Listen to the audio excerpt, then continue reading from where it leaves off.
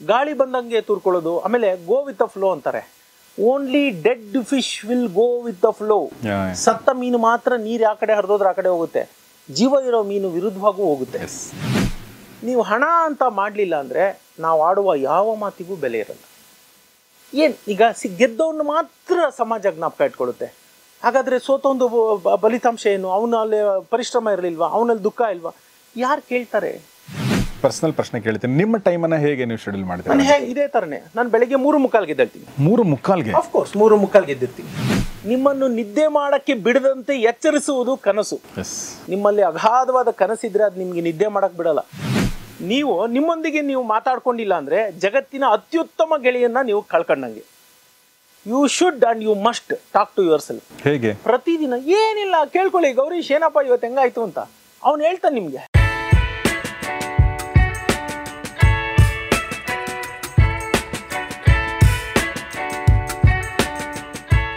So ನಾವು ಲಕ್ಷಾಧಿಪತಿ ಗುಣಲಕ್ಷಣ ಬಗ್ಗೆ ಮಾತಾಡ್ತಾ ಇದ್ವಿ. ಸಿರಿವಂತಿಕೆಗೆ ಸರಳ ಸೂತ್ರಗಳನ್ನೋ ಪುಸ್ತಕನ ಕೂಡ ನಮ್ಮ ರಂಗಸ್ವಾಮಿ ಬರೆದಿದ್ದಾರೆ ನೋಡಿ. ಇಲ್ಲಿ ಆ ವಿಚಾರ ಬಂದಿರೋದ್ರಿಂದ ಹೇಳ್ತಾ ಇದ್ದೀನಿ.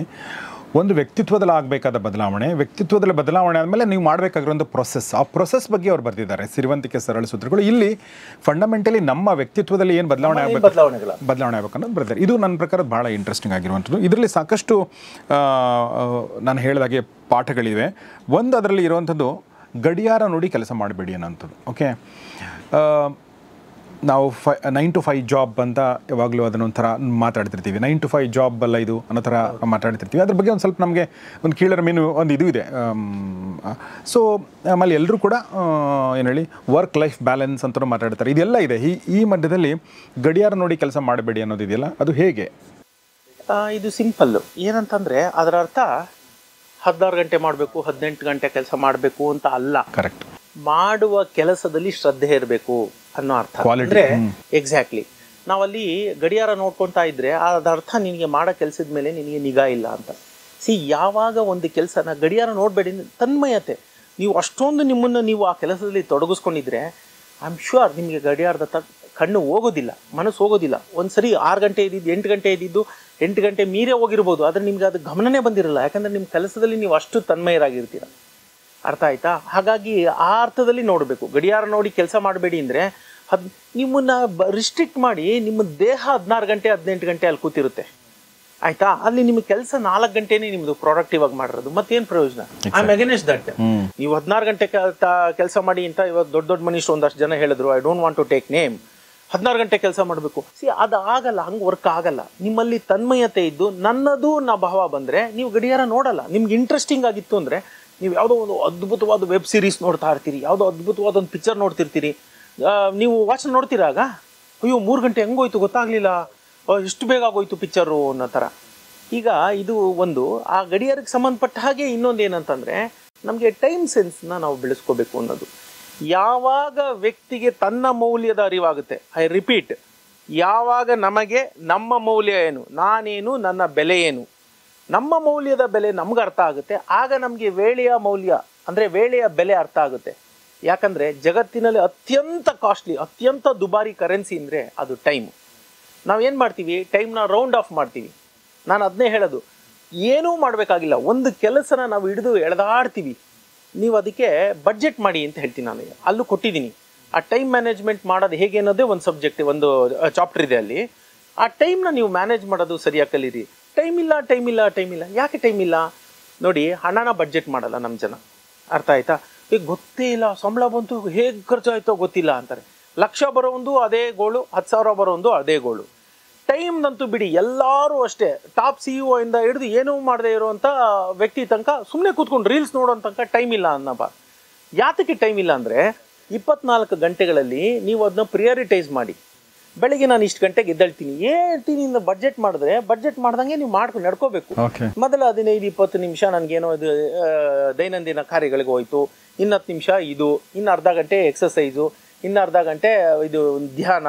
ನೀವು ಅದನ್ನು ಬಡ್ಜೆಟ್ ಮಾಡ್ತಾ ಹೋಗಿ. ಆ ಗಂಟೆನ ಬೆಳಿಗ್ಗೆ 6 ಗಂಟೆಗಿದ್ದೆ ಅಥವಾ 5 ಗಂಟೆಗಿದ್ದೆ, 5ರಿಂದ 7 ಇದು, 7ರಿಂದ 9 ಇದು, 9ರಿಂದ 12 ಇದು ಈಗ ಮಾಡ್ಕೊತ ಬನ್ನಿ. ಆ ನಿಮ್ಮ ಆಫೀಸ್ ಅವರ್ಸಲ್ಲಿ ಕೂಡ ನೀವು ಮಾಡಬೇಕು. ಏನಂದರೆ ಪ್ರಥಮ ಅರ್ಧ ಗಂಟೆ ನಾನು ಯಾವ ಮೇಲ್ ಬಂದಿದೆ ಅದೆಲ್ಲದಕ್ಕೂ ಉತ್ತರ ಕೊಟ್ಬಿಡ್ತೀನಿ. ಯಾರೊಬ್ರಿಗೆ ನೀವು ಮೇಲ್ಗೆ ಉತ್ತರನೇ ಕೊಟ್ಟಿಲ್ಲ, ನಂಗೆ ಟೈಮೇ ಸಿಕ್ಕಿಲ್ಲ, ನಾನು ಮೇಲ್ಗೆ ಉತ್ತರ ಕೊಟ್ಟಿಲ್ಲ. ಯಾಕೆ ಟೈಮ್ ಸಿಕ್ಕಿಲ್ಲ? You schedule it, you budget it properly. ನೀವು ಅದನ್ನು ಕರೆಕ್ಟಾಗಿ ಮಾಡ್ತಾ ಹೋದರೆ ಚಾಚೂ ತಪ್ಪದೆ. ಏನು ಗೊತ್ತಾ, ಇಟ್ ಈಸ್ ಬೋರಿಂಗ್. ಯಾಕೆ ಬೋರಿಂಗ್ ಅಂದರೆ, ಯಾವಾಗ ದಿನನಿತ್ಯ ಪದೇ ಪದೇ ಶಿಸ್ತಾಗಿರೋದಿದೆಯಲ್ಲ, ಶಿಸ್ತಾಗಿರೋಂಥ ಬೋರಿಂಗ್ ಕೆಲಸ ಇನ್ನೊಂದಿಲ್ಲ ಜೀವನದಲ್ಲಿ. ಆದರೆ ನೀವು ಶಿಸ್ತಾಗಿಲ್ಲ ಅಂದರೆ ನೀವು ಸಾಹುಕಾರರಾಗಲ್ಲ. It is very much boring, repetitive. ದಿನ ಬಿಟ್ಟು ದಿನ, ದಿನ ಬಿಟ್ಟು ದಿನ, ಮತ್ತೆ ಮತ್ತೆ ಪದೇ ಪದೇ ಅದೇ ಸಮಯಕ್ಕೆ ಹೋಗೋದು, ಕೂತ್ಕೊಳ್ಳೋದು, ಅದೇ ರೀತಿ ಅದಕ್ಕೆ ಉತ್ತರ ಕೊಡೋದು, ಇಮೇಲ್ಗಳಿಗೆ ಮಾಡಿದ್ದೇ ಮಾಡೋದು. ಯಾಕಂದರೆ ನೀವು 9ರಿಂದ 9:15 ಏನಿಲ್ಲ, ಪ್ರತಿದಿನ ಅದೇ ಇಮೇಲೇ ನೋಡ್ಬೇಕು ನೀವು. ಬದಲಾವಣೆ ಇಲ್ಲ ಅದರಲ್ಲಿ. ಬದಲಾವಣೆ ಇಲ್ಲದೆ ಯಾವಾಗ ಮಾಡಿದ್ದೇ ಮಾಡ್ತೀರಾ. ಮಳೆ ಬರಲಿ, ಚಳಿ ಆಗಲಿ, ಕಾಲು ಪೆಟ್ಟಾಗಿರಲಿ, ಜ್ವರ ಬಂದಿರಲಿ, ಮನೇಲಿ ಯಾರೋ ಸತ್ತೋಗಿರಲಿ, ನೀವು ತಪ್ಪದೆ ಬಂದು ಅದೇ ಮಾಡ್ತಿರಲ್ಲ, ಅದನ್ನೇ ನಿಮ್ಮನ್ನ ಸಪರೇಟ್ ಮಾಡೋದು. It is very much boring. ನಾನು ತಿರ್ಗಾ ಹೇಳ್ತಿದ್ದೀನಿ, ಯಾಕಂದ್ರೆ ನನ್ನ ಜೀವನ ಹಂಗೆ. ನಾನು ಏನು ಚೇಂಜ್ ಮಾಡಲ್ಲ, ಅದೇ ಮಾಡ್ತೀನಿ. ಈವನ್ ತಿಂಡಿ ಕೂಡ ಉಪ್ಪಿಟ್ಟು ಬೇರೆ ತಿನ್ನಲ್ಲ ನಾನು. ಸೊ ಅದೇನಾಗುತ್ತೆ, ನನಗೆ ಇಲ್ಲಿ ಒಂದು ಪರ್ಸನಲ್ ಪ್ರಶ್ನೆ ಕೇಳ್ತೀನಿ. ನಿಮ್ಮ ಟೈಮನ್ನ ಹೇಗೆ ನೀವು ಶೆಡ್ಯೂಲ್ ಮಾಡ್ತೀರಾ? ನಾನು ಇದೇ ತರನೇ. ನಾನು ಬೆಳಿಗ್ಗೆ 3:45 ಎದ್ದೇಳ್ತೀನಿ. 3:45ಗೆ? ಆಫ್ಕೋರ್ಸ್ 3:45 ಎದ್ದಿರ್ತೀನಿ. 4:15 ನಾನು ನನ್ನ ಟೇಬಲ್ ಚೇರ್ ಮುಂದೆ ಕೂತಿರ್ತೀನಿ. 3:15 ಗಂಟೆ ನಾನು ನನ್ನ ದೈನಂದಿನ ಕಾರ್ಯಕ್ರಮಗಳು, ಎದ್ದು ಬೇರೆ ಬೇರೆ ಇದು ಮುಖ ತೊಳ್ಕೊ, ಹಲ್ಲುಜ್ಜು, ಟಾಯ್ಲೆಟು, ಇನ್ನೊಂದು 4:15 ನಾನು ಕಂಪ್ಯೂಟರ್ ಮುಂದೆ ಕೂತಿರ್ತೀನಿ. ಓಕೆ. 4:15 6:30, 6:30 ವಾಕ್ ಹೋಗ್ತೀನಿ. 2 ಗಂಟೆ. 4:30 6:30 ಏನ್ ಮಾಡ್ತೀರಿ ನೀವು? ಬರೀತೀನಿ. ವರ್ಷದಲ್ಲಿ 4 ಪುಸ್ತಕ ಬರೀತೀನಿ. ಬೆಳಗ್ಗೆನೆ? ಅಫ್ಕೋರ್ಸ್ ಜನ ಹೇಳ್ತಾರೆ, ಎಷ್ಟೋ ಜನ, ನಾನು ಓದು ಮುಗಿಸಿಲ್ಲ ಮರ ನಿಂದು ಆ ಪುಸ್ತಕ, ನೀನು ಆಗ್ಲೇ ಹೊಸ ಪುಸ್ತಕ ಬರ್ದೆ ಅಂತ. ನಾನು ನಕ್ಬಿಟ್ಟು ಹೇಳ್ತೀನಿ, ಅದು ನಿನ್ನ ಕರ್ಮ, ಇದು ನನ್ನ ಕರ್ಮ. ಭಗವಂತ ನನ್ನನ್ನು ಈ ರೀತಿ ಹುಟ್ಟಿಸಿದಾನೆ, ನನ್ನ ಕರ್ಮ ನಾನು ಮಾಡ್ತಾ ಹೋಗ್ತೀನಿ. ನನಗೆ ಇನ್ನೂ ಎಷ್ಟೋ ಜನ ಹೇಳಿದ್ದಾರೆ, ನನ್ನ ತೀರಾ ಹತ್ರ ಸ್ನೇಹಿತರೆ. ಏನಂತ ಗೊತ್ತಾ, ಎಲ್ಲ ಕೊಟ್ಟಿದ್ದಾನೆ ಭಗವಂತ, ಎಂಜಾಯ್ ಮಾಡೋದು ಬಿಟ್ಟು ಏನು ಮರ ಪುಸ್ತಕ ಬರಿತೀನಿ ಅಂತ ಕೂತ್ಕೊಂತೀಯ. It's so much pain. ನಾನು 1 ತಾಸಿಗೆ ಎಷ್ಟು ಹಣ ನನ್ನನ್ನು ಬೇರೆದ್ರಲ್ಲಿ ಬಳಸ್ಕೊಂಡ್ರೆ ನಾನು ಎಷ್ಟು ದುಡಿತೀನಿ ಅಂಥದ್ದು 50 ಪುಸ್ತಕ ಬರೆದ್ರು ನನಗೆ ಅಷ್ಟು ದುಡ್ಡು ಬರಲ್ಲ. 1 ತಾಸಲ್ಲಿ ನಾನು ತೊಗೊಳ್ಳೋ ಫೀಸು 50 ಪುಸ್ತಕ ಬರೆದ್ರು ನನಗೆ ಅಷ್ಟು ದುಡ್ಡು ಬರಲ್ಲ. ಆದರೆ ಯಾಕೆ ಮಾಡ್ತೀನಿ? ಅದು ಆನಂದ, ಖುಷಿ ಕೊಡುತ್ತೆ ಮನಸ್ಸಿಗೆ. ಎಕ್ಸಾಕ್ಟ್ಲಿ. 6:00ವರೆಗೆ ನೀವು ವಾಕಿಂಗ್ ಹೋಗ್ತೀರಿ ಅಂತ ಹೇಳಿದ್ರಿ. ಆಮೇಲೆ 6:30ಯಿಂದ ಮನೆಗೆ ಬರೋ ಅಷ್ಟರಲ್ಲಿ 7:30, 7:45 ಆಗುತ್ತೆ. 7:45 ಆದಮೇಲೆ ತಿರ್ಗಿ ಒಂಚೂರು ಸ್ನಾನ, ಸಂಧ್ಯಾ ವಂದನೆ, ಅದು ಇದು ಎಲ್ಲ ಮುಗಿಯುತ್ತೆ. ನಾನು I make it A point, ನನ್ನ ಮಗಳ ಜೊತೆ ಪ್ರತಿದಿನ, ಅದು ಜಗತ್ತಿನಲ್ಲಿ ಭಗವಂತ ನನಗೆ ಕರುಣಿಸಿರುವ ಅತ್ಯಂತ ದೊಡ್ಡ ಉಡುಗೊರೆ ಅನ್ಕೊತೀನಿ, ನನ್ನ ಮಗಳ ಜೊತೆ ಹೋಗಿ ನಾನು ಸ್ಕೂಲಿಗೆ ಡ್ರಾಪ್ ಮಾಡ್ತೀನಿ. ಅಫ್ಕೋರ್ಸ್ ಡ್ರೈವರ್ ಅದೇ ಇದ್ದಾನೆ, ಆದರೆ ನಾನು ಸದಾ ನನ್ನ ಮಗಳ ಜೊತೆ ಹೋಗ್ತೀನಿ. ಅವಳು ಪಿಕಪ್ಪು ಡ್ರಾಪು. ನಾನು ಊರಲ್ಲಿದ್ದರೆ, ಬೆಂಗಳೂರಲ್ಲಿ, ಮೈಸೂರಲ್ಲಿದ್ದರೆ ನಾನು ಒಂದು ದಿನನೂ ತಪ್ಪಿಸಲ್ಲ. ಅಲ್ಲಿ ಹೋಗ್ಲಿಲ್ವ ನೀವು 3/4 ಗಂಟೆ 1 ಗಂಟೆ, ಅದು ನಾನು ಆಲ್ರೆಡಿ ಅರ್ನ್ ದ ಟೈಮ್. ಮನುಷ್ಯ ಯಾವಾಗಲೂ ಅಷ್ಟೇ, ಒಬ್ಬ ಸಾಹುಕಾರ ಹಣ ಗಳಿಸ್ಬೇಕು ಅಂತ ಯೋಚನೆ ಮಾಡಲ್ಲ, ಒಬ್ಬ ಸಾಹುಕಾರ ವೇಳೆ ಗಳಿಸ್ಬೇಕು ಅಂತ ಯೋಚನೆ ಮಾಡ್ತಾನೆ. ಯಾಕೆ ಗೊತ್ತಾ, ನೀವು ಕಳೆದುಕೊಂಡ ಹಣನ ಯಾವುದೇ ಒಂದು ಹಂತದಲ್ಲಿ ಬದುಕಿನಲ್ಲಿ ನೀವು ಮರಳಿ ಗಳಿಸ್ಕೋಬೋದು. ಕಳೆದು ಹೋದ ವೇಳೆ ಇದೆಯಲ್ಲ, ಕಳೆದು ಹೋದ ವೇಳೆನ ನೀವು ಎಷ್ಟೇ ಕೋಟಿ ಕೊಟ್ಟರು ನೆಕ್ಸ್ಟ್ 1 ಸೆಕೆಂಡ್, ಇವಾಗ ನಾವು ಪ್ರಾರಂಭ ಮಾಡಿದಾಗ ಆ ಪ್ರಾರಂಭದ ಗಳಿಗೆ ವಾಪಸ್ ತಗೊಂಬ ಅಂದ್ರೆ ಆಗತ್ತಾ? ಈಗ 11 ಗಂಟೆ ಶುರು ಮಾಡಿದ್ವಿ, 27 ನಿಮಿಷ ಹೋಗಿದೆ. ಈ 27 ನಿಮಿಷ ಲೈಫಲ್ಲಿ ಯಾವಾಗೂ ಬರಲ್ಲ, 1 ಸೆಕೆಂಡ್ ಕೂಡ ಬರಲ್ಲ. ಎಕ್ಸಾಕ್ಟ್ಲಿ, 27 ನಿಮಿಷ ದೊಡ್ಡೋಗಿತ್ತು. ಹಾಗಾಗಿ ನಮ್ಮದು ಇನ್ನೊಂದು, ಅದರಲ್ಲೂ ಅದು ಬರ್ದಿದ್ದೀನಿ, ಒಂದು ಕಿವಿ ಮಾತು ಏನು ಅಂತಂದ್ರೆ, ಯಾವತ್ತೂ ಅಷ್ಟೇ ಹಣ ಗಳಿಸ್ಬೇಕು ಅಂತ ಹೋಗಬಾರ್ದು. ಇದು ನನ್ನ ಹಣ ಏನಿದು ವಿಚಿತ್ರ ಗುಣದಲ್ಲೂ ನಾನು ಮೊದಲನೇ ಚಾಪ್ಟರ್ಲ್ಲೇ ಅದನ್ನೇ ಹೇಳಿದ್ದೀನಿ. ನೀವು ಅದನ್ನು ಚೇಸ್ ಮಾಡ್ತಾ ಹೋದರೆ ಅದು 2 ಹೆಜ್ಜೆ ಹಿಂದೆ ಹೋಗುತ್ತೆ. ನಿಮ್ಮದು ಗುರಿ ಯಾವಾಗ್ಲೂ ಒಳ್ಳೆಯ ಉತ್ಕೃಷ್ಟವಾದ ಜೀವನ ನಡೆಸೋದು. ದ ಬೇಸಿಕ್ ನಮ್ಮದು ಏನಿದೆ ಹೇಳಿ, ಬೇಸಿಕ್ ಏನಂದರೆ ಒಂದು ಒಳ್ಳೆಯ ಜೀವನ ನಡೆಸಬೇಕು, ಕ್ವಾಲಿಟಿ ಆಫ್ ಲೈಫ್, ಉತ್ತಮವಾದ ಜೀವನ, ಸುಖ, ಶಾಂತಿ, ನೆಮ್ಮದಿ. ಇದು ಪ್ರತಿಯೊಬ್ಬನು, ಜಾತಿ, ಧರ್ಮ ಇವೆಲ್ಲ ಬದಿಗಿಟ್ಟು ನೋಡಿದ್ರೆ ಎಲ್ರಿಗೂ ಬೇಕಾಗಿರೋದು ಇದೆ ಲೈಫಲ್ಲಿ. ಇದು ಬಿಟ್ಟು ಇನ್ನೇನು ಬೇಕಿಲ್ಲ. ಆದರೆ ನಾವು ಆ ಮೂಲ ಉದ್ದೇಶದಿಂದ ವಿಮುಖರಾಗಿ. ಎಸ್, ನಾನು ಮತ್ತೆ ವಾಪಸ್ ಬಂದು ನಿಮ್ಮ ಪ್ರಶ್ನೆ ಬರ್ತೀನಿ. ಸೊ ನೀವು ಮಗಳನ್ನ ಬಿಟ್ಟು ಬರ್ತೀರಿ, ಆಮೇಲೆ ನಂತರ ನಂದು ಕಾರ್ಯಗಳಿರುತ್ತೆ, ಆಫೀಸ್ ವರ್ಕು, ಇನ್ನೊಂದು ಮತ್ತೊಂದು ಇಮೇಲ್ ಆನ್ಸರ್ ಮಾಡು, ಅದು ಇರುತ್ತೆ. ಅಂದ್ರೆ ನಿಮ್ಮದು, ಅಂದ್ರೆ ನಾನು ಯಾಕೆ ಕೇಳ್ತಾ ಇದ್ದೀನಿ ಅಂದ್ರೆ, ನಿಮ್ಮ ಶೆಡ್ಯೂಲ್ ಒಂದ್ಸಲ ಅರ್ಥ ಆಗಿ ಆಮೇಲೆ ನೀವು ವಾಪಸ್ ರಿಟೈರಿಂಗ್ ಟು ಬೆಡ್ ಅಂದ್ರೆ ಎಷ್ಟು ಬರ್ತೀನಿ ನೋಡಿ. ಈಗ ಆಯ್ತಾ, ಸೊ ನಾನು ವಾಪಸ್ ಬರೋ ಅಷ್ಟೊತ್ತಿಗೆ 9:30 ಆಗಿರುತ್ತೆ. 9:30 ಬಂದರೆ ತಿರ್ಗಾ ಮೇಲೆ ಹೋಗ್ತೀನಿ, ಅಮ್ಮ ಕಾಫಿ ಮಾಡು ಅಂತೀನಿ, ಒಂದು ಕಾಫಿ ಕುಡಿತೀನಿ, black coffee, no sugar no milk. 9:45ಗೆ ತಿರ್ಗಿ ನಾನು ವಾಪಸ್ ಬಂದು, ಕೆಳಗಡೆ ಹೋಮ್ ಆಫೀಸ್ ಇದೆ, ನಾನು ಅಲ್ಲಿ ಕೂತ್ಬಿಡ್ತೀನಿ. ನಾನು ಹೋಮ್ ಆಫೀಸಲ್ಲಿ ಕೂತ್ರೆ ತಿರ್ಗಿ ನಾನು 12:45 ತನಕ ನನ್ನ ಕೆಲಸಗಳಿರುತ್ತೆ. ಏನೇನಿರುತ್ತೋ ಅದೇ ಕೆಲಸ ಮಾಡ್ತಿರ್ತೀನಿ. ಒಂದೊಂದು ದಿನ ಏನೂ ಇಲ್ಲ ಅಂತಂದರೆ ಏನಾದರೂ ಓದ್ತಾ ಇರ್ತೀನಿ. ತುಂಬ ಆ ಥರದ್ದೇನು ಕೆಲಸ ಇಲ್ಲ ಅಂದರೆ ಶೇರ್ ಮಾರ್ಕೆಟ್ಟೆ, ಅದು ಮಾರ್ಕೆಟ್ ಅಬ್ಸರ್ವ್ ಮಾಡ್ತಾ ಇರ್ತೀನಿ. ನನಗೆ ಆ ಥರದ್ದೇನು ಮಾರ್ಕೆಟಲ್ಲಿ ಹೇಳೋವಂಥ ಏರಿಳಿತಗಳೇನು ಇಲ್ಲ, ಎಲ್ಲ ಇವತ್ತೆಲ್ಲ ಆಟೋ ಸಿಸ್ಟಮ್ ಇರುತ್ತೆ, ಅದ್ರ ಪಾಡಿಗೆ ಅದೇ ಆಗೋಗುತ್ತೆ. ನಾವು ಒಂದು ಆರ್ಡರ್ ಕೊಟ್ಬಿಟ್ಟಿದ್ರೆ ಅದೇ ನಡ್ಕೊಂಡು ಹೋಗುತ್ತೆ. ನಾನು I don't have to be looking at screen all the time, all the day. ಅದು ನನ್ನ ಹೆಂಡತಿ ಇದ್ದಾಳೆ, ಅವಳು ಅದರಲ್ಲೇ ತೊಡ್ಕೊಂಡಿರೋದ್ರಿಂದ ಅವಳು ಪಾಡ್ಗೆ ಅವಳು ಅದನ್ನು ನೋಡ್ತಿರ್ತಾಳೆ. ಸೊ 12:15 ತನಕ ಇರ್ತೀನಿ. 12:15ಗೆ ಎದ್ದೇಳ್ತೀನಿ. ಎದ್ದೇಂದ್ರೆ ಎದ್ದೇಳಿ 1 ಗಂಟೆ ಅಂದರೆ 1ಕ್ಕೆ ಊಟ. ಅದು 1:15 ಅಷ್ಟೊತ್ತಿಗೆ ಸಾವಧಾನವಾಗಿ ಊಟ ಮಾಡಿ ಮುಗಿಸಿದ್ರೆ ನಾನು ತಿರ್ಗಾ ಮಲಗಿದ್ರೆ 2:30 3 ಗಂಟೆ ತನಕ 1:15 ಗಂಟೆ ಬ್ರೇಕ್. 1:15ಇಂದ 3 ಗಂಟೆ ಏನೂ ಇಲ್ಲ, ಫೋನ್ ಎತ್ತಲ್ಲ, ಯಾರು ಫೋನ್ ಮಾಡಿದ್ರು ಫೋನ್ ಎತ್ತಲ್ಲ, ಅದು ಆಲ್ಮೋಸ್ಟ್ ಸೈಲೆಂಟ್ ಅಥವಾ ಸ್ವಿಚ್ ಆಫೇ ಇರುತ್ತೆ. 1:15ಇಂದ 3 ಏನು ತಲೆ ಮೇಲೆ ತಲೆ ಬಿದ್ದರೂ ನಾನು ಫೋನ್ ಎತ್ತಲ್ಲ. ಅದು ನಿದ್ದೆದು, ಅದು ನಿಮ್ಮದು. ಈಗ ಸೈಂಟಿಫಿಕಲಿ ಈಗ ಜನ ಹೇಳ್ತಿದ್ದಾರೆ, ಯಾಕೆ ನಮ್ಮ ಪೂರ್ವಜರು ಅಷ್ಟು ಆರೋಗ್ಯವಾಗಿ ಅಷ್ಟು ಆಯುಸ್ಸು ಬದುಕ್ತಿದ್ರು ಅಂದರೆ ಮಧ್ಯಾಹ್ನ ರೆಸ್ಟ್ ತಗೋತಾ ಇದ್ರು. ನೀವು ಇವಾಗ ಹೋಗಿ ಗೂಗಲ್ ಮಾಡಿ ನೋಡಿ, ನಾನು ಹೇಳೋ ಮಾತುಗಳು ಇದು ಅಂದರೆ ಮಧ್ಯಾಹ್ನ 1:15ಇಂದ 3 ಅಥವಾ 4 ಅತ್ಯಂತ ವೀಕ್ ಟೈಮ್. ಮನುಷ್ಯನ ದೇಹದಲ್ಲಿ ಶಕ್ತಿನೇ ಇರೋದಿಲ್ಲ, ಅದು ಪ್ರೊಡಕ್ಟಿವ್ ಆಗೂ ಇರಲ್ಲ. ಯಾಕಂದ್ರೆ ಬೆಳಗ್ಗೆ 3:45 4 ಗಂಟೆಗೆ ಎದ್ದಿರ್ತೀವಿ, 5ಕ್ಕೆ ಎದ್ದಿರ್ತೀವಿ. ಇದು ಬಹಳ ಇಂಪಾರ್ಟೆಂಟ್ ಸರ್. ಇಲ್ಲಿ ನೀವು ಮಧ್ಯಾಹ್ನ ನಿದ್ದೆ ಮಾಡಬೇಕು ಒಳ್ಳೇದಂತ ಸರ್ ಹೇಳ್ತಾ ಇದ್ದಾರೆ, ಬಟ್ ಅವರು 3:15 ಎದ್ದಿದ್ದಾರೆ, ಅದನ್ನು ನೆನಪಿಟ್ಕೊಳ್ಳಿ. ನಾನು 7:30 8 ಗಂಟೆಗೆ ಎದ್ದು ಓಕೆ ಆಮೇಲೆ ಮತ್ತೆ ಮಧ್ಯಾಹ್ನ ನಿದ್ದೆ ಮಾಡ್ತೀನಿ ಅಂತ. ಅದು ತಿರ್ಗಾ 3ರಿಂದ 5 ನಂತರ ರವಿ ನಾನು ಇಬ್ರು ವಾಕ್ ಹೋಗ್ತೀವಿ. 5 ಮನೆ ಬಿಟ್ರು 5:30ಇಂದ ತಿರ್ಗಿ 7 ತನಕ ನನ್ಗೆ ಅದೇ ಆಗೋಗುತ್ತೆ. 7 ಬಂದರೆ 7 ಫುಡ್, 7 ಗಂಟೆಗೆ ಊಟ ಆಗೋಗುತ್ತೆ. ಮ್ಯಾಕ್ಸಿಮಮ್ 8:30 ತನಕ ಮೊಬೈಲ್ ಆನ್ ಇರುತ್ತೆ. 8:30 ಆದಮೇಲೆ ತಿರ್ಗಿ ಫೋನ್ ಎತ್ತಲ್ಲ ಯಾರ್ದು, ಸ್ವಿಚ್ ಆಫ್ ಅಲ್ಲಿಗೆ. 8:30ಇಂದ 9:30 ಫ್ಯಾಮಿಲಿ ಟೈಮ್ ಅಂತ ನಮ್ಮದು. ಮಗಳು ಅವಳಿಗೆ ಏನಾಯಿತು ದಿನದಲ್ಲಿ ಅವಳ ಅನುಭವಗಳನ್ನ ಬಂದು ಹೇಳ್ಕೊತಾರೆ. ಹೆಂಡತಿ ಅವಳಿಗಾಗಿದ್ದ ಅನುಭವಗಳು ಹೇಳ್ಕೊತಾಳೆ, ಅಮ್ಮ ಆಕೆಗಾಗಿದ್ದ ಅನುಭವಗಳನ್ನ ಹೇಳ್ಕೊತಾಳೆ. ನನಗೆ ಇವತ್ತು ನಾನು ಹೋದ್ನಾ ಗೌರೀಶ್ ಅವ್ರ ಸ್ಟುಡಿಯೋಗೆ ಅಂತ ಸ್ಟಾರ್ಟ್ ಮಾಡಬೇಕಾಗಿರೋದು ಹೆಂಗೆ ಅಂದರೆ ನಮ್ಮ ಮನೇಲಿ ಕತೆ ಹೀಗೆ. ಏನಾಯ್ತು ಇವತ್ತು ನಿಂದು ಅಂತ ಕೇಳಿದಾಗ ನಾನು ಹೋದ್ನಾ 10:10ಕ್ಕೆ ನಾನು ಗೌರೀಶ್ ಅವ್ರ ಅಕ್ಕಿ ಸ್ಟುಡಿಯೋ ತಲುಪಿದ್ನಾ, 10:15ಕ್ಕೆ ಜಮೀಲ್ ಅವ್ರು ಬಂದ್ರ, ಇನ್ನು ಹುಟ್ಟಹಬ್ಬಕ್ಕೆ ಅಂತ ಹೇಳಿ ಒಂದು ಗಿಫ್ಟ್ ಕೊಟ್ರ, ಅದನ್ನ ತಗೊಂಡ 10:35 ನಾನು ಗೌರೀಶ್ ಅವರು ಮಾತಾಡಕ್ ಕೂತ್ಮಾ. ಈ ರೀತಿ ಇಲ್ಲಿಂದ ಬೇಸಿಕ್ ಇಂದ ಕತೆ ಸ್ಟಾರ್ಟ್ ಆಗುತ್ತೆ.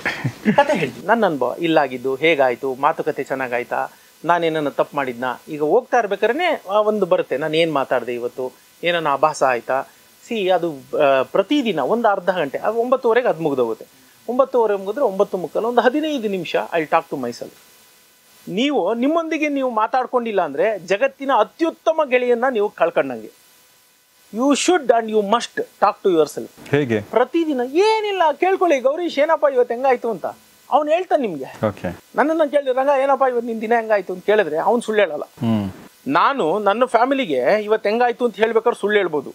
ನನ್ನ ಅಂತರಾತ್ಮ ನನಗೆ ಯಾವತ್ತೂ ಸುಳ್ಳು ಹೇಳಲ್ಲ. ಇವತ್ತು ನೀನು ಇಂಥ ಕೆಟ್ಟ ಕೆಲಸ ಮಾಡಿದೆ, ಇವತ್ತು ನೀನು ಬ್ಲೆಂಡರ್ ಮಾಡಿದೆ, ಗುಡ್ ಕಣೋ ಇವತ್ತು ನೀನು ಚೆನ್ನಾಗಿ ಮಾಡಿದೆ, ನಿಮ್ಮ ಆತ್ಮ ನಿಮ್ಗೆ ಯಾವತ್ತೂ ಸುಳ್ಳು ಹೇಳಲ್ಲ. ಅದಕ್ಕೆ ಜನ ಹೇಳೋದು ನಿಮಗೆ ನೀವು ಮೋಸ ಮಾಡ್ಕೊಬೇಡಿ ಅಂತ. ಒಮ್ಮೆ ನಾವು ನಮಗೆ ಮೋಸ ಮಾಡ್ಕೊಳ್ಳೋದು ಕಲ್ತು ಬಿಟ್ರೆ ಜೀವನ ಪೂರ್ತಿ ಹಂಗೆ ನಾವು ಬೇರೆಯವ್ರಿಗೆ ಟೋಪಿ ಹಾಕ್ತಿರ್ತೀವಿ, ಹಾಕಿಸ್ಕೊತಾ ಇರ್ತೀವಿ, ಅದೇ ಸರ್ಕಲ್ಲು ಆ 90ರಲ್ಲೇ ಉಳ್ಕೊಂಡ್ಬಿಡ್ತೀವಿ. ಎಕ್ಸಾಕ್ಟ್ಲಿ.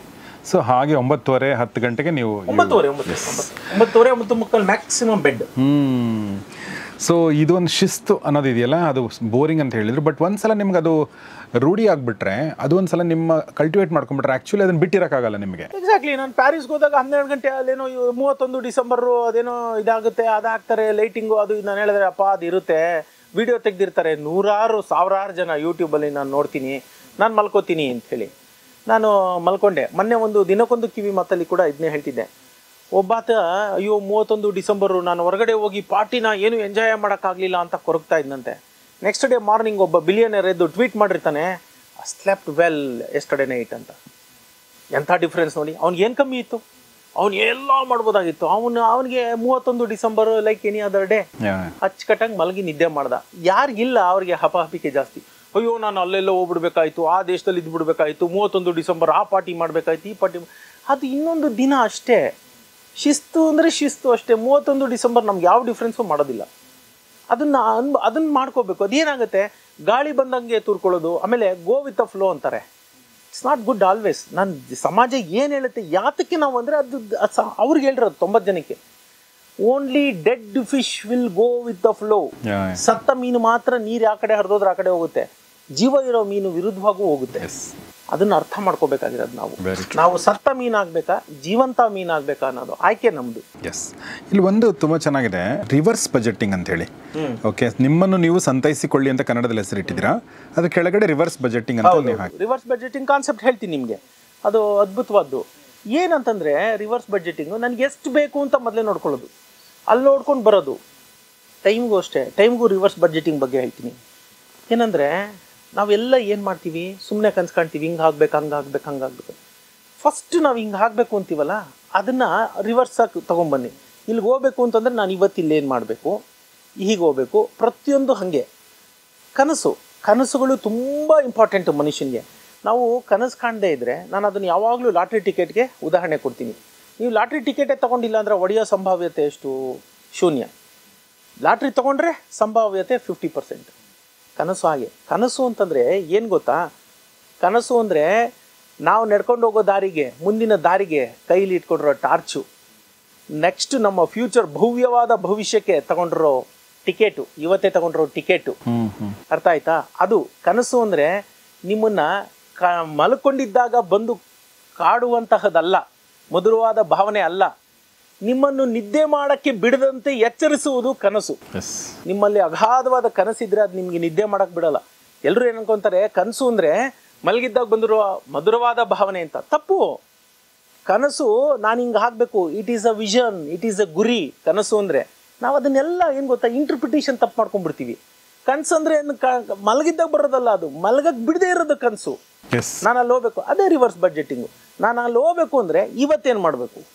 Reverse budgeting. ಟೈಮು, ಮನಿ, ಪ್ರತಿಯೊಂದು ರಿವರ್ಸ್ ಬಡ್ಜೆಟಿಂಗ್ ಮಾಡ್ತಾ ಹೋದರೆ ಅಲ್ಲಿ ತಲುಪ್ತೀವಿ. ತುಂಬ ಚೆನ್ನಾಗಿದೆ. ಅದು ರಿವರ್ಸ್ ಬಜೆಟಿಂಗ್ ಅನ್ನೋದು ಪ್ರತಿಯೊಂದಕ್ಕೂ ಅಪ್ಲೈ ಆಗುತ್ತೆ, ಬರೀ ಸಂಪತ್ತಿಗೆ ಮಾತ್ರ ಅಲ್ಲ, ನೀವು ಪ್ರತಿಯೊಂದು ಕೆಲಸಕ್ಕೆ ಕೂಡ, ಟೈಮಿಗೆ ಕೂಡ ಅಪ್ಲೈ ಆಗುತ್ತೆ.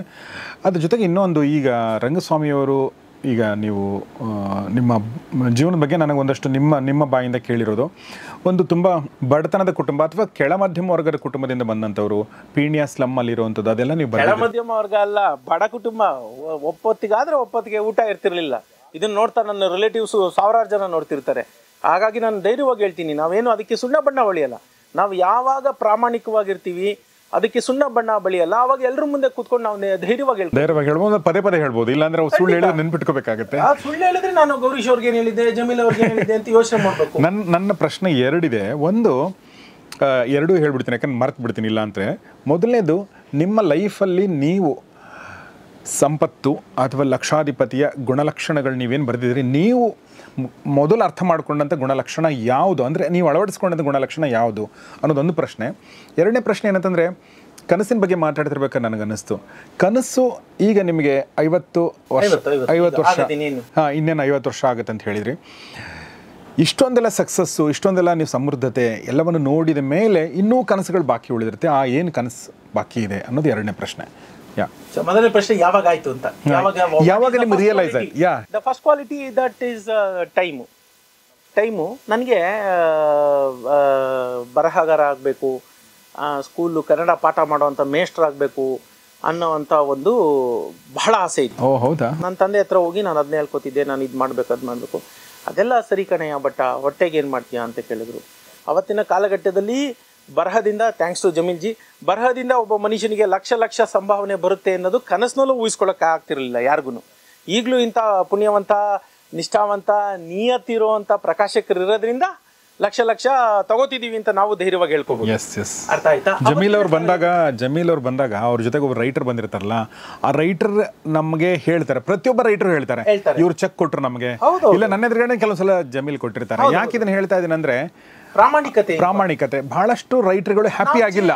ಆಗ ಯಾಕೆಂದ್ರೆ ನಾವು ಚೇಸ್ ಮಾಡಕ್ ಆಗಲ್ಲ. ಇದು 5ನೇ ಮುದ್ರಣ ಹೋಯ್ತು, 8ನೇ ಮುದ್ರಣ, ನನ್ಗೆ ಹೆಂಗ್ ಗೊತ್ತಾಗುತ್ತೆ? ಅದು ನಿಮಗಿರ್ಬೇಕಾದಂಥದ್ದು. ಇದು ನನ್ನದಲ್ಲ ಹಣ. ಯಾತಕ್ಕೆ ನೋಡಿ, ಅಲ್ಲಿ ನಾನು ಅದನ್ನು ಕೋಟ್ ಮಾಡಿದ್ದೀನಿ. ಅವ್ರನ್ನ ಒಂದ್ ಕಡೆ ನೂರಾರು, ಹೇಳ್ಬೇಕು ಅಂದ್ರೆ 700-800 ಪ್ರಕಾಶಕರಿದ್ದಾರೆ ಕನ್ನಡ ಒಂದರಲ್ಲೇ. ಯಾಕೆ ಇವ್ರು ಯಾರೋ ಒಬ್ರು ಮೊದಲನೇ ಸ್ಥಾನದಲ್ಲಿ ಬಂದು ಕೂತ್ಬಿಡ್ತಾರೆ? Work ethics. ಅದ್ ನಾನು ತಿರ್ಗಾ ಮತ್ತದೇ ಪಾಯಿಂಟ್ ಹೋಗಿ ರಿಪೀಟ್ ಮಾಡ್ತೀನಿ. ಅವರು ಯಶಸ್ಸಾದ ನಂತರ ಅವರ ಜಾತಿ ಧರ್ಮ ನೋಡುತ್ತೆ ಸಮಾಜ. ತಪ್ಪು. ಅವ್ರ ವರ್ಕ್ ಎಥಿಕ್ಸು, ಅವ್ರು ನಡೆದು ಬಂದ ಹಾದಿ, ಅದಕ್ಕೆ ಅವ್ರು ಹಂಗಾಗಿದ್ದಾರೆ. ಪ್ರಕೃತಿಲಿ ಯಾವ ಭೇದ ಭಾವ ಇಲ್ಲ, ಯಾವುದೂ ಇಲ್ಲ. ಕರೆಕ್ಟ್. ನೀವು ಹೇಳ್ತಾ ಇದ್ರಿ, ನಿಮ್ಮ ಫಸ್ಟ್ ನೀವು ಟೈಮ್ ಬಗ್ಗೆ ನೀವು ಅರ್ಥ ಮಾಡ್ಕೊಂಡ್ರೆ ಅಂತ ಹೇಳಿ. ನಾನು ಹೇಳಿದ್ನಲ್ಲ ಈ ಥರ, ಇದರಿಂದ time sense it was always prevalent. ಇಲ್ಲ ಈಗ ನಾನು ಹೇಳಿದ್ದು ಸಮಯಕ್ಕೆ ಹೋಗ್ಬೇಕು, ನಾನು ಯಾರಿಗೂ ಕಾದವನು ಅಲ್ಲ, ಯಾರನ್ನೂ ಕಾಯಿಸ್ತವನು ಅಲ್ಲ. ನಂದು ಅದೊಂದು ಪಾಲಿಸಿ. ನಾನು ಐ ವಾಕ್ಔಟ್ 2024 ಕೊನೆ ಹಂತದಲ್ಲಿ ಯಾವುದೋ ಒಂದು ಏನೋ ಬಿಸ್ನೆಸ್ ಮ್ಯಾಗಝೈನ್ ಯಾವುದೋ ಒಂದು ದೊಡ್ಡ ಈವೆಂಟ್ ಇಟ್ಕೊಂಡಿದ್ರು. ಅದಕ್ಕೆ ಮುಖ್ಯ ಅತಿಥಿಯಾಗಿ ಕರೆದಿದ್ರು. ನಾನು ಹೋಗಿದ್ದೀನಿ 7 ಗಂಟೆಗೆ ಈವ್ನಿಂಗ್. ನಾನು ಒಪ್ಕೊಳ್ಳೋದೇ ಇಲ್ಲ, ಸಾಯಂಕಾಲದ ನಾನು ಒಪ್ಕೊಳ್ಳೋದೇ ಇಲ್ಲ ಸಾಮಾನ್ಯಕ್ಕೆ. ಏನೋ ಪಾಪ ಇಷ್ಟೊಂದೆಲ್ಲ ಕರೀತಾರಲ್ಲ ಅಂತ 7 ಗಂಟೆ ಈವ್ನಿಂಗ್ ಅಂತ ಹೋದ 6:05 ನನ್ನ ಮಾಮೂಲಿ 6:45 ಹೋಗಿದ್ದೀನಿ. ನೊಣ ಇಲ್ಲ ಅಲ್ಲಿ ಯಾರೋ ಒಬ್ರು ಬಂದು ಹೇಳ್ತಾರೆ, ಏನ್ರಿ ನೀವು ಮುಖ್ಯ ಅತಿಥಿಯಾಗಿ 6:45 ಬಂದಿದ್ದೀರಾ, ನೀವು 7:45 8ಕ್ಕೆ ಬರೋದಲ್ವಾ? ಅಂದರೆ ನಮ್ಮಲ್ಲಿ ಒಂದು ಕಾನ್ಸೆಪ್ಟ್ ಏನಂದರೆ ಮುಖ್ಯ ಅತಿಥಿ ಅಂದವನು ಲೇಟಾಗಿ ಹೋಗ್ಬೇಕು. ಮುಂಚೆ ಹೋದ್ರೆ ಅವ್ನು ಗುರ್ತಿಸಲ್ಲ ಜನ, ಅವ್ನಿಗೆ ಬೆಲೆ ಇಲ್ಲ, ಅವ್ನು ಖಾಲಿ ಬಿದ್ದಿದ್ದಾನೆ ಅದಕ್ಕೆ ಬೇಗ ಬಂದಿದ್ದಾನೆ ಅಂತ ಜನ ನೋಡಿ. ಆ್ಯಂಡ್ ನಾನು ಯು ವಿಲ್ ನಾಟ್ ಬಿಲೀವ್ 7:15 ತನಕ ಕಾದೆ. ಬಿಸ್ನೆಸ್ ಮ್ಯಾಗ್ಝೈನು ಏನೋ ನಮಗೆ ಸಂಬಂಧಪಟ್ಟಿದ್ದು, ಬಿಸ್ನೆಸ್ಸಿಗೆ ಸಂಬಂಧಪಟ್ಟಿದ್ದು ಏನೋ ಆದ್ರೆ ಆಗಲಿ ಅಂತ 7:15 ತನಕ ಆರ್ಗನೈಸರೇ ಇಲ್ಲ. ಐ ಜಸ್ಟ್ ಟೆಕ್ಸ್ಟ್ ಹಿಮ್, ಸ್ವಾಮಿ ನಿಮಗೆ ವೇಳೆಗೆ ಬೆಲೆ ಇಲ್ಲ, ಕ್ಷಮೆ ಇರಲಿ, ನನಗೆ ವೇಳೆಗೆ ಬೆಲೆ ಇದೆ, ನನ್ನ ವೇಳೆಗೆ ಬೆಲೆ ಇದೆ, ನಾನು 1/4 ಗಂಟೆ ಲೆಕ್ಕ ಹಾಕಲ್ಲ. ನೀವು 7 ಕೇಳಿದ್ರಿ, ನಾನು 6:45 ಬಂದಿದ್ದೀನಿ, ಅದು ನನ್ನಿದು, ನಾನು ಮುಂಚೆ ಇರಬೇಕು. ಈ ಟ್ರಾಫಿಕಲ್ಲಿ ಸಿಕ್ಕಾಕೊಂಡು ಲೇಟು ಅಂತ ಕ್ಷಮೆ ಕೇಳೋದು ನನಗೆ ಇಷ್ಟ ಆಗಲ್ಲ. ಅದಕ್ಕೆ ನಾನು ಮುಂಚೆ ಬಂದಿದ್ದೀನಿ, ಅದು ನಾನು ತಪ್ಪು 15 ನಿಮಿಷ ನಿಮ್ಮ ಲೆಕ್ಕಕ್ಕೆ ಬರೆಯಲ್ಲ. ಅದನ್ನ ಅರ್ಧ ಗಂಟೆ ಕಾದಿದ್ದೀನಿ ನಿಮಗೆ, ನೀವಿಲ್ಲ ಕ್ಷಮೆ ಇರಲಿ ಅಂತ ಟೆಕ್ಸ್ಟ್ ಮಾಡಿ ಓ ಅಂತ ಆಮೇಲೆ ಇಲ್ಲ ಬರಲ್ಲ, ನಾನು ಐ ಜಸ್ಟ್ ವಾಕ್ಡ್ ಔಟ್. ನಾನು ಕಾಯಿಸಲ್ಲ, ಅದೊಂದು ಗುಣ ಅದು ಅವತ್ತಿಂದನೂ ಇತ್ತು. ಅದು ಯಾವತ್ತು ನಿಮಗೆ ರಿಯಲೈಸ್ ಆಗಿದ್ದು? ನನ್ನ ಪ್ರಶ್ನೆ ಅಂದರೆ ಯಾರಾದ್ರೂ ನೋಡಿ ಕಲ್ತ್ರ ಅಥವಾ ನಿಮ್ಮ ಅನುಭವ? ಅಂದರೆ ಕೆಲವು ಸಲ ಪಾಠಗಳನ್ನ ಕಲಿತೀವಿ. ನನ್ನಪ್ಪ ವಾಸ್ ಅ ಬಿಸ್ನೆಸ್ ಮನ್. ಪಾಪ ಎಲ್ಲಿ ಹೋದ್ರೂ ಆತನ ಕಾಯಿಸೋರು ಜನ. ಏನೋ ಬಿಸ್ನೆಸ್ ಸಿಕ್ಕುತ್ತೆ ಅಂತ. ಈ was a small business Mann. ಈ ವುಡ್ ಇಂಡಸ್ಟ್ರಿ ಇಟ್ಕೊಂಡಿದ್ರು. ಈ ಸೋಫಾ, ಚೇರು, ಕಾಟು ಈ ಥರದ್ದು ಮಾಡೋರು ಒಂದು 15-16 ಜನನ ಕೆಲಸಕ್ಕೆ ಇಟ್ಕೊಂಡು ಒಂದು ಸಣ್ಣ ಉದ್ದಿಮೆ ನಡೆಸ್ತಾ ಇದ್ದವರು. ಅವ್ರದ್ದೇ ಆದ ಏಳು ಬೀಳುಗಳು ತುಂಬ ಕಂಡವರು.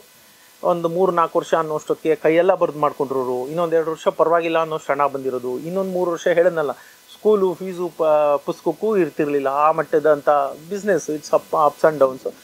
ಏನೋ ಕೊಡ್ತಾರೆ ಅಂತ ಹೋದಾಗ ಗಂಟೆಗಟ್ಟಲೆ ಕಾದಿಸಿದ್ದಾರೆ. ಅವ್ರಿಗಿಂತ 10 ವರ್ಷ 20 ವರ್ಷ ಏಜಲ್ಲಿ ಸಣ್ಣವರಿದ್ದವರು ಏನೋ ಅಂತ ಮಾತಾಡ್ಸಿದ್ದಾರೆ ಅವ್ರನ್ನ. ಇದನ್ನೆಲ್ಲ ನೋಡಿದಾಗ ಒಂದು ನನಗೆ ಬಂತು, ಒಂದು ನಾವು ಕಾಯಬಾರ್ದು, ಯಾರಿಗೂ ಬೆಲೆ ಇರಲ್ಲ. ಕಾದರೆ ಕಾಯಿಸಬಾರ್ದು, ಯಾಕೆಂದರೆ ನಾವು ಬೇರೆಯವ್ರಿಗೆ ಬೆಲೆ ಕೊಟ್ಟಾಗ. ಈ ಎರಡು ಅಲ್ಲಿ ಅಪ್ಪನ ಜೊತೆ ಹೋಗ್ತಾ ಇದ್ದೆ ನಾನು ಫಸ್ಟ್ PUC ಸೆಕೆಂಡ್ PUC ಕಾಮರ್ಸಿಗೆ ಸೇರ್ಕೊಂಡ ತಕ್ಷಣ ಅಣ್ಣನಿಗೆ, ನಾವು ಅಪ್ಪನ ಅಣ್ಣ ಅಂತೀವಿ, ಅವ್ರಿಗೆ ಸಹಾಯ ಮಾಡ್ತಾ ಇದ್ದೆ. ಅವ್ರ ಆಫೀಸಲ್ಲಿ ಹೋಗೋದು, ಅಕೌಂಟ್ಸ್ ನೋಡೋದು, ಏನಾಗ್ತಿದೆ ಅಂತೆಲ್ಲ ಸಣ್ಣ ಪುಟ್ಟದ್ದು ಮಾಡ್ತಾ ನಮ್ಮ ಅಪ್ಪನ ನೋವು ನಲಿವುಗಳನ್ನ ನೋಡ್ತಾ ಬಂದೆ. ಅದಾಗಿದ್ದ ತಕ್ಷಣವೇ ಕಲ್ತಿದ್ದು ಇನ್ನೊಂದೇನೆಂದರೆ, ಈ ಬರಹ ಇರ್ಬೋದು, ನಾನು ಮೇಷ್ಟ್ರಾಗಬೇಕು ಅನ್ನೋದು ಅಥವಾ ವೃತ್ತಿಪರ ಬರಹಗಾರ ಆಗಬೇಕು, ಇದನ್ನೆಲ್ಲ ನನ್ನ ಮನಸ್ಸು ತೆಗೆದು ಪಕ್ಕಕ್ಕಿಟ್ಕೊಂತು. ಅದು ಒಂದು ಹೇಳ್ತು, ನೋಡು, ಒಂದು ಮನಸ್ಸಿನಲ್ಲಿ ನಿಖರವಾಗಿ ಹಾಕೊಂಬಿಡು. ಈ ಜಗತ್ತು ಒಂದು ಬಾಕ್ಸ್ ಕೊಟ್ಬಿಡುತ್ತೆ. ಒಂದು 10 ಕ್ವಶನ್ ಇರುತ್ತೆ. ಆ 10 ಕ್ವಶನಿಗೆ ನಾವು ಟಿಕ್ ಹಾಕ್ಬಿಡ್ಬೇಕು. ಆ ಟಿಕ್ ಹಾಕಿದ್ಮೇಲೆ ನಿನ್ನ ಸಮಾಜ ಮುಟ್ಟಕ್ಕೆ ಬರೋದಿಲ್ಲ, ಮಾತಾಡ್ಸೋಕ್ಕೆ ಬರೋದಿಲ್ಲ. ಆ ಎಲ್ಲ ಬಾಕ್ಸ್ಗೂ ಟಿಕ್ ಹಾಕೋದಕ್ಕೆ ಒಂದೇ ಬಾಕ್ಸ್ ಮೊದಲು ಟಿಕ್ ಹಾಕ್ಬೇಕಾಗಿರೋದು, ಹಣ ಮಾಡಬೇಕಂತ. ಇದು at the age of 18 or 19 I realised. ಹಣ ಮಾಡಲಿಲ್ಲ ಅಂದರೆ ಈ ಭೂಮಿ ಮೇಲೆ ಅದು ತಪ್ಪು ಸರಿ. ಆಮೇಲಿಂದು ನಾನು ಹಣ ಮಾಡಿಬಿಟ್ಟೆ ಅಥವಾ ಇನ್ನೊಬ್ರು ಹಣ ಮಾಡಲಿಲ್ಲ, ಅವ್ರ ಕೀಳು ಇವ್ರ ಮೇಲೂ, ಇವೆಲ್ಲ ಬೇರೆ. ಯಾಕಂದರೆ ನೋಡ್ತಿರೋರು ಏನೇನೋ ಬೇರೆ ಬೇರೆ ಅಪಾರ್ಥಗಳು ಮಾಡ್ಕೊಂಡ್ಬಿಡ್ತಾರೆ. ಹಾಗಾಗಿ ನಾನು ವಿವರಣೆ ಕೊಟ್ಟು ಮುಂದಕ್ಕೆ ಹೋಗ್ತೀನಿ. ಇದೆಲ್ಲ ತೆಗೆದು ಪಕ್ಕಕ್ಕಿಡಿ. ಹಣ ಇನ್ನೊಂದು, ಅದು ತಪ್ಪು. ನಾವು ಪಟ್ಟ ಪರಿಶ್ರಮ ಎಷ್ಟಿದೆ, ಆ ಪರಿಶ್ರಮದ ಆಧಾರದ ಮೇಲೆ ನಾವು ವ್ಯಕ್ತಿಗೆ ಬೆಲೆ ಕೊಡಬೇಕು, ವ್ಯಕ್ತಿನ ಆಧರಿಸಬೇಕು, ಆತನ ಗೌರವದಿಂದ ಕಾಣಬೇಕು. ಅದು ಯಾಕೆ? ಅವನು ಯಾರೇ ಆಗಿರಲಿ, ಹೇಗೆ ಇರಲಿ, ಅವನಿಗೆ ಮೂಲಭೂತವಾಗಿ ಕೊಡಬೇಕಾದ ಗೌರವ ನಾವು ಕೊಡಲೇಬೇಕು. ಹಾಗಾಗಿ ಆ ವಿಷಯನ ಬದಿಗಿಟ್ಟು ನೋಡೋಣ. ನೀವು ಹಣ ಅಂತ ಮಾಡಲಿಲ್ಲ ಅಂದರೆ ನಾವು ಆಡುವ ಯಾವ ಮಾತಿಗೂ ಬೆಲೆ ಇರಲ್ಲ. ಏನು ಈಗ ಗೆದ್ದವನು ಮಾತ್ರ ಸಮಾಜ ಜ್ಞಾಪಕ ಇಟ್ಕೊಳ್ಳುತ್ತೆ.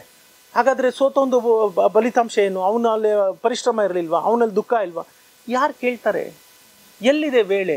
ಸಮಾಜದ ಹತ್ರ ಅದು ಯಾವುದಕ್ಕೂ ಸಮಯ ಇಲ್ಲ. ಹಾಗಾಗಿ ವಿವೇಕವಾಣಿ ಹೇಳ್ದಂಗೆ ಹಣವಂತರಾಗಬೇಕು, ಶಕ್ತಿವಂತರಾಗಬೇಕು.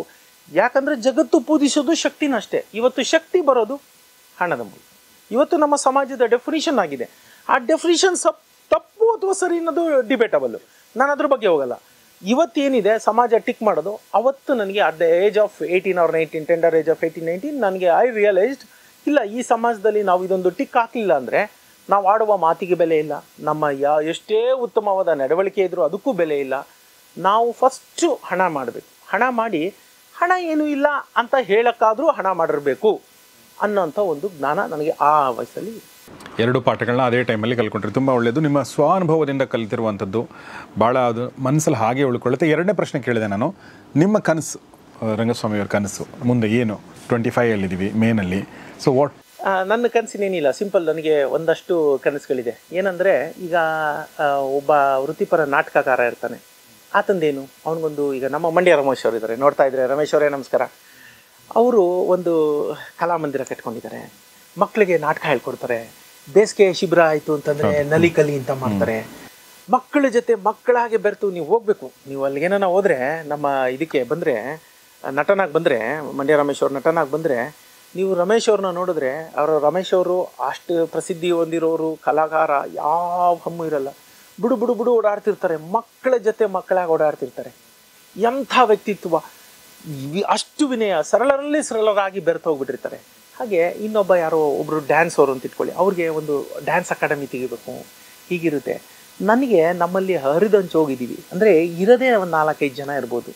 ಹಣಕಾಸಿನ ಸಾಕ್ಷರತೆ ಬಗ್ಗೆ ಇದ್ರ ಬಗ್ಗೆ ನಮ್ಮದೇ ಯಾವುದೊಂದು ಸಣ್ಣದೊಂದು, ಈಗ ಅದಕ್ಕೆ ಅಂತ ಯಾವುದೂ ಇಲ್ಲ. ಈಗ ಕನ್ನಡ ಸಾಹಿತ್ಯ ಅಕಾಡೆಮಿ, ನಾವು ಬರೆಯೋದನ್ನ ಸಾಹಿತ್ಯ ಅಂತಾನೆ ಜನ ಪರಿಗಣಿಸೋದಿಲ್ಲ. ಈ ನನ್ನ ಪುಸ್ತಕಗಳನ್ನ ಸಾಹಿತ್ಯ ಪ್ರಕಾರಕ್ಕೆ ಬರಲ್ಲ. 32 ಪುಸ್ತಕ ಆಯಿತು. ನನಗೆ ಇದು ಅನ್ಕೋಬೇಡಿ, ಪ್ರಶಸ್ತಿ ಬಂದಿಲ್ಲ ಅಂತ ಈಗ ಮಾತಾಡ್ತೀನಿ, ನನಗೆ ಬೇಕಿಲ್ಲ. ನನ್ನ ಪುಸ್ತಕಗಳು ಚೆನ್ನಾಗಿ ಮಾರಾಟ ಆಗ್ತಾಯಿದೆ, ಅದು ನನ್ನ ಪ್ರಕಾಶಕರು ನನಗೆ ಹೇಳ್ತಾರೆ, ಮಾರ್ಕೆಟಲ್ಲಿ ನಿನ್ನ ಪುಸ್ತಕ ಹೀಗಿದೆ, ಈ ರೀತಿಯ ಸ್ಪಂದನೆ ಇದೆ ಅಂತ ಅವ್ರು ನನಗೆ ಹೇಳ್ತಾರೆ. ನನಗೆ ಅದಕ್ಕಿಂತ ದೊಡ್ಡ ಬಿರುದು, ಬಾವಲಿ, ಪ್ರಶಸ್ತಿ ಬೇಕಿಲ್ಲ. ಆದರೆ ನಾನು ಏನು ಹೇಳಕ್ಕೆ ಹೋದೆ ಅಂದರೆ, ಏನು ಇಲ್ಲ ಅಲ್ಲಿ. ನಾವು ನಮ್ಮದೇ ಆದ ಅದು ಕನ್ನಡ ಸಾಹಿತ್ಯ ಪರಿಷತ್ತು ಅಂತಿದೆ, ಇನ್ನೊಂದು ಅಂತಿದೆ, ಗಣಕ ಪರಿಷತ್ತು ಅಂತಿದೆ, ಒಬ್ಬೊಬ್ರು ಒಂದೊಂದು ಅವ್ರವ್ರ ವೃತ್ತಿಗೆ ಸಂಬಂಧವಾಗಿ ಕಟ್ಟಿದ್ದಾರೆ. ಹಣಕಾಸಿಗೆ ಸಂಬಂಧಪಟ್ಟ ಒಂದು ಪುಟಾಣಿ ಸಂಸ್ಥೆ ಹುಟ್ಟಾಕಬೇಕು. ನಾಡಿನಲ್ಲಿರೋ ಎಲ್ಲದು ಪ್ರತಿಯೊಂದು ಡಿಸ್ಟ್ರಿಕ್ಟಲ್ಲೂ ಅದರದ್ದೊಂದೊಂದು, ಈಗ ನಮ್ಮ CA ಇನ್ಸ್ಟಿಟ್ಯೂಟ್ ನೋಡಿದ್ರೆ ನೀವು, ಚಾರ್ಟರ್ಡ್ ಅಕೌಂಟೆನ್ಸಿ ಇನ್ಸ್ಟಿಟ್ಯೂಟ್ ಎಲ್ಲ ಊರುಗಳಲ್ಲೂ, ಹಾಗೆ ನಮ್ಮದೇ ಆದ ಒಂದು ಹಣಕಾಸು ಸಾಕ್ಷರತೆ ಹೇಳುವಂಥದ್ದು, ಅದು ಒಂದು ಸಣ್ಣದು 10x10 10x20 ರೂಮ್ ಆಗಿರಲಿ, ಅಲ್ಲೂ ಒಂದು ಸೆಂಟ್ರ್ ಇರಬೇಕು. ಆ ಸೆಂಟ್ರಿಗೆ ಯಾರೇ ಒಬ್ರು ಬಂದ್ರೂ ಏನು ಟೈಮ್ ವ್ಯಾಲ್ಯೂ ಆಫ್ ಮನಿ ಅಂದರೆ ಏನು, ಇನ್ಫ್ಲೇಷನ್ ಅಂದರೆ ಏನು ಅಂತ ಕೇಳಿದ್ರೆ, ಎಕಾನಮಿ ಅಂದರೆ ಏನು ಅಂತ ಕೇಳಿದ್ರೆ, ನಾವು ಅವ್ರಿಗೆ ನೋಡಪ್ಪ ಇದು ಅಂದರೆ ಇದು, ಇದು ಅಂದರೆ ಇದು ಅಂತ ಹೇಳಕ್ಕೆ ಒಬ್ಬ ವ್ಯಕ್ತಿ ಇರಬೇಕು ಅಂತ. ನಾನು ದೊಡ್ಡ ಕನಸು ಕಾಣ್ತಿಲ್ಲ, ಸಣ್ಣ ಕನಸು. ಪ್ರತಿ ಜಿಲ್ಲೆಗೆ 1-2 ಸಾಕ್ಷರತರಾದರೆ ಅಲ್ಲಿ ಯಾರೋ ಒಬ್ರು ಆಸೆ ಇಟ್ಕೊಂಡು ಬಂದರೆ ಇದೇನು ಅಂತ ಕೇಳಿದ್ರೆ ಅಲ್ಲಿ ಉತ್ತರ ಹೇಳಕ್ಕೆ 2 ಜೀವಗಳಾದ್ರೂ ತಯಾರಾಗಿರ್ಬೇಕು. ಸೊ ನಮ್ಮ ಎಷ್ಟು ಜಿಲ್ಲೆ ಇದೆ, ಅಷ್ಟು ಜಿಲ್ಲೆ ಇಂಟು 2 ಅಂದರೆ ಅಷ್ಟು ಜನನ್ನ ತಯಾರು ಮಾಡಬೇಕು. ಒಂದು ಸಂಸ್ಥೆ ಅಡಿ ಅದನ್ನು ತರಬೇಕು. ಅದನ್ನು ವ್ಯವಸ್ಥಿತವಾಗಿ, ನಾನು ಹೇಳಿದ್ನಲ್ಲ, ನನಗೆ ಏನೇ ಮಾಡಿದ್ರು ಬಡ್ಜೆಟಿಂಗು, ಟೈಮ್ ಇರ್ಬೋದು, ಹಣ ಇರ್ಬೋದು, ಮಾಡಿದ ದಿನ ಅದಕ್ಕೆ ತಕ್ಕನಾಗಿ ಎಲ್ಲ ಇದರಲ್ಲೂ ಆ ರೀತಿ ಒಂದು ಸಂಸ್ಥೆ ಬರಬೇಕು. ಆ ಸಂಸ್ಥೆ ನಾವು ತಿರ್ಗಾ ಹಣ ಮಾಡಬೇಕು ಅಂತಲ್ಲದೆ ಸೇವೆ ಮಾಡಬೇಕು ಅನ್ನೋದನ್ನು ಮುಖ್ಯವಾಗಿ ಇಟ್ಕೊಂಡು ಮಾಡಬೇಕು ಅನ್ನೋವಂಥ ಕನಸಿದೆ. ನೋಡೋಣ. ವಂಡರ್ಫುಲ್. ಸೊ ಹಾಗೆ ಅದು ನನಸಾಗಲಿ. ಯಾಕೆಂದರೆ ನಿಮ್ಮ ಕನಸು ಏನಿದೆ ಅದು ಸ್ವಂತದ ಪರ್ಸನಲ್ ಕನಸಲ್ಲ, ಅದು ಜನರಿಗೆ ಸಹಾಯ ಆಗಲಿ ಅನ್ನುವಂಥ ಕನಸಿದೆ. ನಮ್ಗೆ ಕೊಟ್ಟಾಗಿದೆ, ನಾವು ಊಟ ನಮ್ಮ ಹೊಟ್ಟೆ ಇಡಿಸೋಷ್ಟೇ ತಿನ್ನಬೇಕು, ಹೆಚ್ಚಿಗೆ ತಿಂದರೆ ಅಜೀರ್ಣ ಆಗುತ್ತೆ. ಎಕ್ಸಾಕ್ಟ್ಲಿ. ಈ ಒಂದು ಲಕ್ಷಾಧಿಪತಿ ಗುಣಲಕ್ಷಣಗಳು ಪುಸ್ತಕದ ಹಿಂದೆ ಒಂದು ಮಾತಿದೆ. ಆ ಮಾತನ್ನು ನಾನು ಹೇಳಿ ಈ ಒಂದು ಕಾರ್ಯಕ್ರಮ ಮುಗಿಸ್ತೀನಿ. ಅವರು ಹಣವಂತರಾಗಬೇಕು, ಶಕ್ತಿವಂತರಾಗಬೇಕು ಅನ್ನೋ ಮಾತನ್ನು ಹೇಳಿದರು. 2 ಕ್ವಾಲಿಟಿಗಳನ್ನ ಬರೆದಿದ್ದಾರೆ, 2 ವಿಚಾರಗಳನ್ನ ಬರೆದಿದ್ದಾರೆ ಹಿಂದೆ. ಏನಂದರೆ, ಮೊದಲನೇದಾಗಿ ಜಗತ್ತಿನ ಮುಕ್ಕಾಲು ಪಾಲು ಶ್ರೀಮಂತರು ಸೆಲ್ಫ್ ಮೇಡ್, ಅವ್ರಿಗೆ ಯಾರೋ ಕೊಟ್ಟಿರುವಂಥದ್ದಲ್ಲ, ಎಲ್ಲವೂ ಅವ್ರು ಗಳಿಸಿರುವಂಥದ್ದು, ಅವ್ರು ಮಾಡಿರುವಂಥದ್ದು, ಅವ್ರ ಲೈಫ್ ಟೈಮಲ್ಲಿ ಮಾಡಿರುವಂಥದ್ದನ್ನು ಮಾತನ್ನು ಹೇಳಿದ್ದಾರೆ. 2ನೇದು ವಿಚಾರ ಏನಂತಂದರೆ, ಲಾಟ್ರಿ ಮೂಲಕ ಹಣ ಬರುತ್ತಲ್ಲ, ಅಂದರೆ ಅಚಾನಕ್ಕಾಗಿ ಎಲ್ಲಿಂದ ಒಬ್ಬ ವ್ಯಕ್ತಿಗೆ ಹಣ ಬಂದುಬಿಡುತ್ತೆ. ಆ ಲೈಫಲ್ಲೇ ಆತ ಅಷ್ಟು ಹಣ ನೋಡಿರಲ್ಲ. ಅದರಲ್ಲಿ 99% ಜನ ದಿವಾಳಿ ಆಗಿಬಿಡ್ತಾರೆ, ಅಂದರೆ ಅವ್ರಿಗೆ ಮ್ಯಾನೇಜ್ ಮಾಡೋಕ್ಕಾಗಲ್ಲ ಅನ್ನೋ ಮಾತನ್ನು ಹೇಳಿದ್ದಾರೆ. ಯಾಕೆ ಈ ಮಾತನ್ನು ಹೇಳ್ತಾ ಇದ್ದೀನಿ ಅಂದರೆ, ಹಣ ಗಳಿಸಬೇಕು ಅನ್ನೋದೊಂದು ಮೌಲ್ಯ ಆದರೆ, ಅಥವಾ ನಾವು ಏನು ನಮ್ಮ ಸೊಸೈಟಿ ಹಾಗೆ ನೋಡ್ತಾ ಇದೆ ಅನ್ನೋ ಮಾತನ್ನು ಹೇಳಿದರು, ಡಿಬೇಟಬಲ್ ಅನ್ನೋ ಮಾತನ್ನು ಕೂಡ ಹೇಳಿದರು. ಆದರೆ ಒಂದು ಮೌಲ್ಯ ಅಂತೂ ನಮಗೆ ಖಂಡಿತ ಇದೆ, ಸನ್ಮಾರ್ಗದಲ್ಲಿಯೇ ದುಡಿಮೆಯ ಮೂಲಕ ಪ್ರಾಮಾಣಿಕತೆಯನ್ನು ಹಣ ಗಳಿಸಬೇಕು ಅನ್ನೋದನ್ನು ಇದು ತುಂಬ ಚೆನ್ನಾಗಿ ಹೇಳ್ತಾ ಇದೆ. ಸೊ ಹೀಗಾಗಿ ಒಂದೇ ಒಂದು ಹೇಳ್ಬಿಟ್ಟು ಎಂಡ್ ಮಾಡಿಬಿಡೋಣ. ಅಮೆರಿಕನ್ ಇನ್ಸ್ಟಿಟ್ಯೂಟ್ ಆಫ್ ಬ್ಯಾಂಕ್ರಪ್ಸಿ ಅಂತ ಒಂದಿದೆ. ದಿವಾಳಿ ಎದ್ದೋದಕ್ಕೆ ಏನಾಗುತ್ತೆ ಅನ್ನೋ ಕಾರಣಗಳನ್ನ ಕಂಡುಹಿಡಿಯೋಕ್ಕೆ ಅಂತ ಅಮೆರಿಕದಲ್ಲಿ ಒಂದು ಸಂಸ್ಥೆ ಇದೆ. ಅದು ಒಂದು ಸಂಶೋಧನೆ ನಡೆಸುತ್ತೆ. ಆ ಸಂಶೋಧನೆ ಏನು ಹೇಳುತ್ತೆ ಅಂದರೆ, ಅಚಾನಕ್ಕಾಗಿ ದುಡ್ಡು ಬಂದಿರುತ್ತಲ್ಲ, ಅಂದರೆ ನೀವು ಗ್ಯಾಮ್ಲಿಂಗ್ ಮಾಡೋ, ಲಾಟ್ರಿ ಟಿಕೆಟು ಇದಾಗೋ, ಯಾವುದೋ ಆಟಗಳಲ್ಲೋ ಬಂದಿರುತ್ತಲ್ಲ, ಅಂಥವರೆಲ್ಲ 2 ರಿಂದ 5 ವರ್ಷದಲ್ಲಿ, ಎಷ್ಟೇ ಕೋಟಿ ಬಂದಿರಲಿ, 2 ರಿಂದ 5 ವರ್ಷದಲ್ಲಿ ದಿವಾಳಿ ಎದ್ದೋಗ್ತಾರೆ, ಎಲ್ಲ ಹಣ ಕಳ್ಕೊಂಡು ಬೀದಿಗೆ ಬಂದ್ಬಿಡ್ತಾರೆ ಅಂತ ಆ ಸಂಶೋಧನೆ ಹೇಳುತ್ತೆ. ಪಕ್ಕಾ ಅದಕ್ಕೆ ಸೂಕ್ತವಾದ ಒಂದು ಉದಾಹರಣೆ ಹೇಳ, ಕೌನ್ ಬನೇಗಾ ಕರೋಡ್ಪತಿ ಅಂತ ಒಂದು ಪ್ರೋಗ್ರಾಮ್ ಇದೆ. ಅದರ ಮೊದಲ ರಿಸಿಪಿಯೆಂಟು 5 ಕೋಟಿ ಗೆದ್ದವನು ಸುಶೀಲ್ ಕುಮಾರ್ ಅಂತ, ತಮಗೆ ನೆನಪಿರ್ಬೋದು. ಹೌದು, ಆತ ಬ್ಯಾಂಕ್ರಪ್ಟ್ ಆದ, ದಿವಾಳಿ ಎದ್ದೋದ ಅನ್ನೋದು ನಿಮ್ಗೆಲ್ರಿಗೂ ಗೊತ್ತೇ ಇದೆ. ಯಾತಕ್ಕಾಗುತ್ತೆ ಅಂದರೆ, ನಿಮ್ಮ ಕೈಗೆ ಬಂದದ್ದನ್ನು ಹೇಗೆ ಮಗನ ಕೈಗೆ ಮಾಣಿಕ್ಯ ಸಿಕ್ತು ಅಂದಾಗಿ. ಯಾಕಂದರೆ ನಮ್ಮ ಜನಕ್ಕೆ ಗೊತ್ತೇ ಇಲ್ಲ, ಹಣ ಮ್ಯಾನೇಜ್ ಮಾಡೋದು ಹೇಗೆ ಅಂತಲೇ ಗೊತ್ತಿಲ್ಲ. ಹಣ ಇಲ್ಲ ಅಂತ ಕೊರಗ್ತಿರ್ತಾರೆ. ಅಯ್ಯೋ ನೋಡೋಣ ಭಗವಂತ ಏನೋ ಇದು ಬಂದ್ಬಿಟ್ಟು ಪಾಪ ನನ್ನ ಭಕ್ತ ಅಂತ 2 ಕೋಟಿ ಕೊಟ್ಟರೆ 3ನೇ ತಿಂಗಳು ಬಂದು ನೋಡಿ ತಿರ್ಗಿ ಅವನು ಅದೇ ಸ್ಥಿತಿಲಿ ಇರ್ತಾನೆ ಭಕ್ತ. ಯಾಕೆ ಅಂದರೆ ಅವನಿಗೆ ಅದನ್ನು ಮ್ಯಾನೇಜ್ ಮಾಡೋಕ್ಕೆ ಬರಲ್ಲ. ಆ ಮ್ಯಾನೇಜ್ ಮಾಡೋದನ್ನ ಕಲ್ತ್ಕೊಳ್ಳಿ ಅನ್ನೋ ಒಂದು ಸವಿನಯ ಪ್ರಾರ್ಥನೆ. ಆ ಪುಸ್ತಕ ಓದಿದ್ರಿಂದ ಅಷ್ಟಾರು ಆದರೆ ಅಲ್ಲಿಗೆ ಅದು ಸಾರ್ಥಕ. ಎಸ್, ರಂಗಸ್ವಾಮಿಯವ್ರ ಎಲ್ಲ ಪುಸ್ತಕಗಳನ್ನ ಓದಬೇಕು ನನಗೆ ಕೇಳಿದರೆ. ಬಟ್ ಈ ಸದ್ಯಕ್ಕೆ ಲಕ್ಷಾಧಿಪತಿ ಗುಣಲಕ್ಷಣಗಳಿದೆ, ದಯವಿಟ್ಟು ಇದನ್ನು ಓದಿ. ಈ ನಮ್ಮ ಸೊಸೈಟಿನಲ್ಲಿ ಹಣದ ಬಗ್ಗೆ ಇರುವಂಥ ಒಂದು ಏನು ಹೇಳಿ ಮಾತಿದೆಯಲ್ಲ, ಹಣ ಅಂದರೆ ಕೆಟ್ಟದ್ದು, ಹಣವಂತರಂದರೆ ಕೆಟ್ಟವರು, ಸಿನಿಮಾಗಳಲ್ಲಿ ಕೂಡ ಅದೇ ತೋರಿಸ್ತಾನೆ, ಅದ್ರ ಬಗ್ಗೆ ಸಾಕಷ್ಟು ಮಾತಾಡಿದ್ದೀನಿ.